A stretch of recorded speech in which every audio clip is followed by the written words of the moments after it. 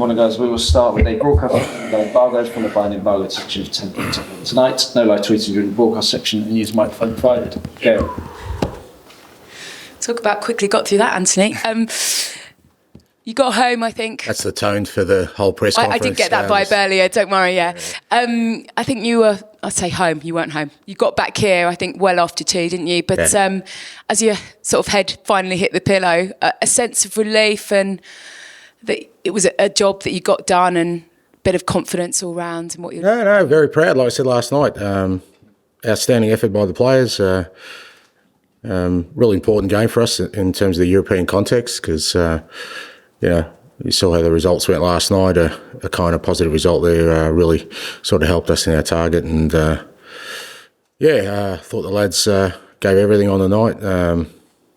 Senior players outstanding, young players as always giving everything they got, and really pleased with the outcome. You obviously spoke about Solanke and being out for around 6 weeks last night, and when you at this point of the season, there's so many big games for you coming up. Yeah. Can that push or change or emphasise the need to bring reinforcements in, particularly in that position? Well, it's all those things are known. Nothing's changed in the last 24 hours. We've known that for a little bit worse. But we kind of knew sort of with Dom probably a few days back. I've obviously had a press conference in the meantime, so all these things are known. So nothing changed, the last 24 hours that changes that part of it. And you've had 13 fit players last night. I mean, you've got a couple more I think you can bring back in, haven't you? But how tough is it? Not really. Well, weren't there a couple that weren't registered last night that can play? No, Jed's still sore from the weekend. He's a doubt for this weekend. He got a knock, so he's a doubt. Pape's still a doubt. Reggie should be okay. So yeah. I was going to let somebody else do the injury news. That's all right. But, yeah, in terms of like continuing to operate under these circumstances, how tough is it? Because it doesn't feel like there's going to be many people back in the next few weeks. It just feels like it's almost got to the point of not being unworkable, but being very, very hard to do your job. It's not about me. New people arriving. Yeah, I understand the question. It's not about me. It's about the players, and it is getting increasingly difficult for them to maintain performance for sure because they're giving everything, and it's a small group.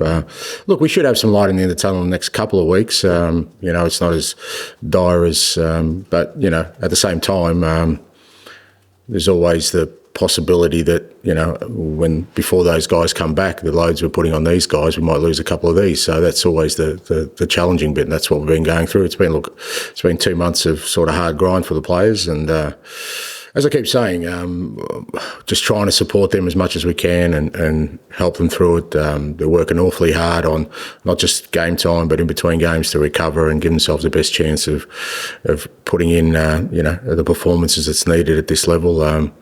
Obviously our schedule is not going to ease up at all. Like I said, we've got a massive game this week, and then we've got a massive week coming in a couple of weeks' time. So, but at the same time, the resilience and the determination of the players to still get out there and perform is a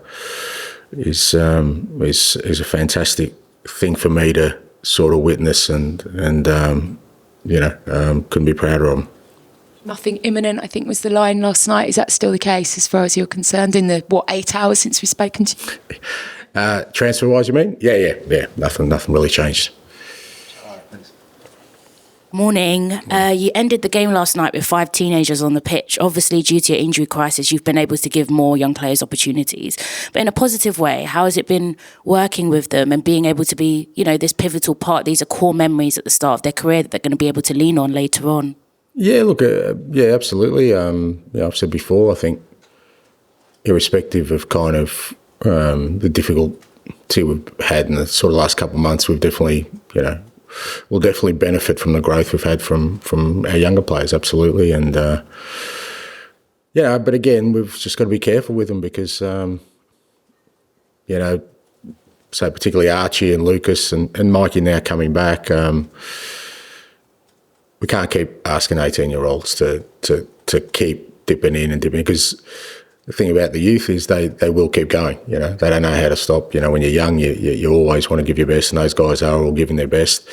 And to be fair to them, the quality of their performances, I thought Archie was, again, out of position, was brilliant last night. I thought Lucas just worked his socks off for the team. And Mikey, you know, he gets an assist when he comes on. And so there's no doubt that we'll get enormous benefit for many years to come, hopefully, with those players, because they've had as tough a start to a career as I can probably remember in terms of their age and what they've been asked to do, whether that's, you know, Archie playing in multiple positions or Lucas to come in and, you know, become a real impact, you know, in that midfield area, or Mikey at 16, 17.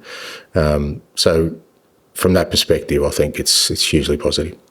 And you've got Leicester at home on the weekend. They're 19th, struggling a bit at the moment. Sometimes, though, that's when the teams dig in and they're able to pull out results. What type of battle do you expect on Sunday? Yeah, it'll be a tough game. As you said, Leicester are in a fight there to stay in the Premier League. And, you know, with those kind of games, that they'll definitely come and try and make it as difficult as possible for us. But, you know, we're in our own tough moment in the league, and we're... You know, being at home, I think will help us with the crowd. I think they can definitely give some energy to the players, and hopefully with a really good atmosphere, we can overcome the challenge. And Son, he's now 10th place in the all-time appearances list for Spurs. He's played his 436th game, scored a brace. You spoke about the excellent leadership from the senior players last night. He's a really unique player. He has a great relationship with not just people in his team, but other football players, and with the fans especially. How has it been for you to have that type of leader in your squad? Not everyone gets to have that sort of personality in their team. Yeah, look, I've spoken about Sonny many times. He's, he's outstanding player, outstanding person.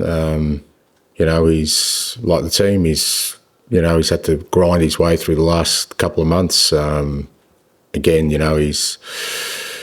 We're asking him to play a hell of a lot, and as attacking players, it's always more difficult because you need that extra sharpness. But he's never shirked the challenge, and like I said, I thought last night we really needed some strong leadership, and I thought particularly early on him, Matters, Rodri, and Ben in particular, and Decky. They're the sort of five kind of men we've got in the team. The rest of them, I still think, very young, and Richie's only coming back from injury, so it was important that they stood up last night, and I thought they did that really well. Perfect, thank you. Thank you. Hi, Ange. Just mentioned Richie there. How fit is he to sort of play like maybe game after game after game in this period? As fit as it could possibly be. We're obviously managing his minutes at the moment. He felt good last night. He got through it, but he hasn't played for a long time, so he's not going to be at his sharpest. Still got to manage that, but the reality is that unless something changes, he has to play. Is it nice to sort of throw him in the deep end and say, "Look, your chances now. There's nobody blocking you. There's no Dom Solanke. You're the number 9." I don't think Richie cares about Dom Solanke or anyone else. He's. When Richie's playing as Brazil's number 9, when he played for us last year, he was scoring goals. So, I think it doesn't work. I don't think Richie was ever sort of worried about, I think he'll welcome Dom coming back. Even both of them playing together could be a force for us. So, I don't think that factors into it. I think Richie's just happy that he's physically in good shape, and he's able to start contributing. And a lot of the injured guys, their biggest probably frustration is they can't help the team. And, I know that's his main driver right now. And lastly from me, you've played 35 games already this season. Last season you'd played 41 at the end of the year. Do you think the squad has been big enough for the challenges you've had and the intensity? Well, you can always look. I mean, that question's been asked. You can have 50 players. I mean, at the end of the day, we've had a really bad sort of set of circumstances where injuries have sort of cascaded on us in terms of key areas of the park, and irrespective of the size of the squad or the whatever the squad should be, any team would get affected by that. I get that, people want to sort of delve deeper into that. Ultimately, that's the situation we're in. I don't think anything could have changed any differently. Any team that loses the amount of players we have, irrespective of your squad, and it's the key players. It's not like we haven't lost the 18-year-olds in our team. We've lost our starting goalkeeper, our starting centre-backs, left-backs, strikers, you name it, we've lost it for all different circumstances. And, from that perspective, I think it's not about the size of the squad. I think it's just about, the cards we've been dealt. Hi Ange, hope you're well. What do you hope the players and the club in general have learnt from the testing times you've had over the last couple of months? I don't think the players need to learn anything. I think the players, as I said, they've done their utmost to carry us through this. There's nothing more anyone can ask of the players. I mean, you can talk about the level of performance and all that, but when people are giving absolute maximum, I mean, look, we as I said, at Everton we weren't great, but at 3-0 half-time they decided that they were still going to dig into any bit of energy they had to try and get us back in the game. At 3-2 we were a chance to get something out of the game. So this group of players doesn't need to learn anything. What they've shown is that, they're fighting for the club, they're fighting for themselves, they're fighting for, those people around them, and I think that's a real positive. As a club, there's always learnings in terms of, the way we've got through this period. We're not out of it yet, but I've always felt that getting through difficult periods, should you stay calm and maintain the course, usually you get a positive outcome. And you spoke there about the fight that the players have shown and how proud you've been by the performance last night. Do you think that's made them even more motivated to try and win one of those cup competitions that you are still in between now and the end of the season? I don't think it's made them more motivated, but that's also the reality. As much as I get that all the focus is on our league form, and hasn't been great, and we have to turn that around. The reality is, we are still in other competitions, and we're very deep in one where we know we're in the knockout stages of Europe. We're a step further forward in the FA Cup, so no extra motivation there. There's plenty of opportunity and things to look forward to in this next sort of 2-3 months for us to make sure we finish the season strong. And lastly from me, can you give us a little bit of an insight into the conversations that have been going on behind the scenes to try and get to the bottom of why this has been such a difficult and testing period for you? Just injuries. I mean, you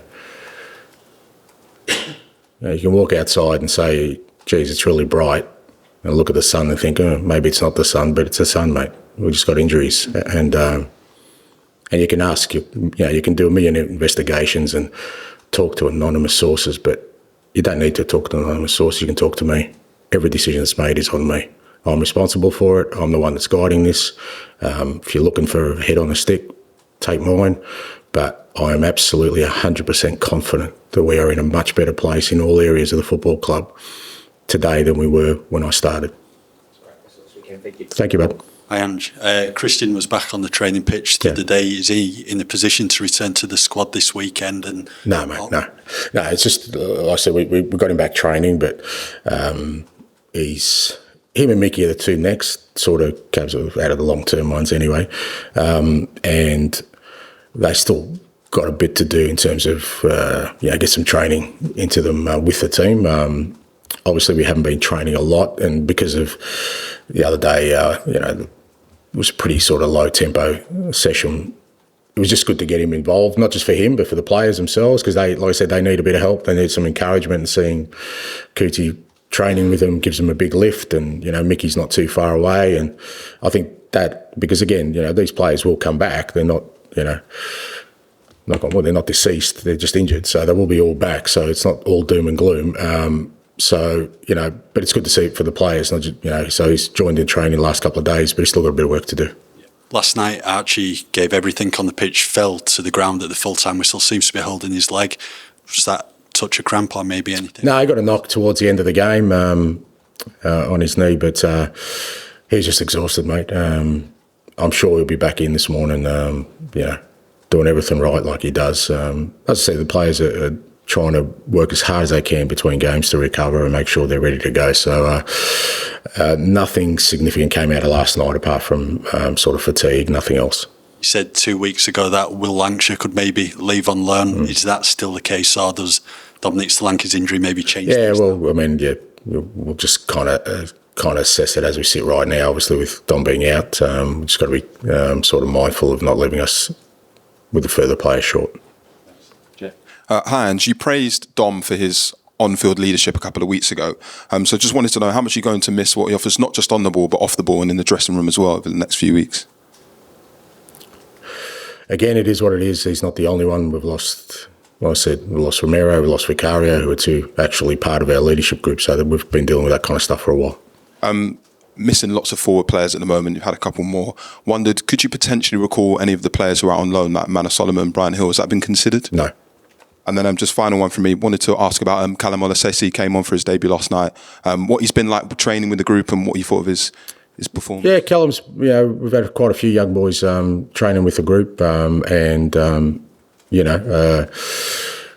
obviously with the situation we're in, it's allowed them to sort of understand sort of what it takes to even train at this level. And Callum's been great. He's obviously a very talented young player. He's one of the ones we really got high hopes for, but obviously he got a taste of it last night, which is great for him and I guess his family, and hopefully that gives him encouragement. But he's still got a long way to go in terms of becoming part of the first team. But I guess in all these kind of scenarios, you hope that the experiences they gain sort of fuels it even further. Although I think he's a very motivated young player, and like I said, we've got high hopes for him.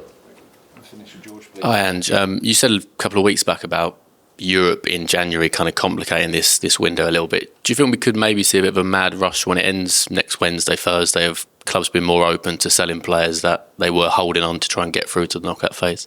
Yeah, potentially. I mean, I really think that has been a factor because, if you kind of look at the way the European competitions are stacking up, they'd all be done and dusted by now. People know if they're in the Champions League or if they're in the Europa or whatever, and adjusted their sites. So maybe after last night. I mean, I haven't had a close look at the 3-page table, but thankfully we're on the first. I don't have to go beyond that.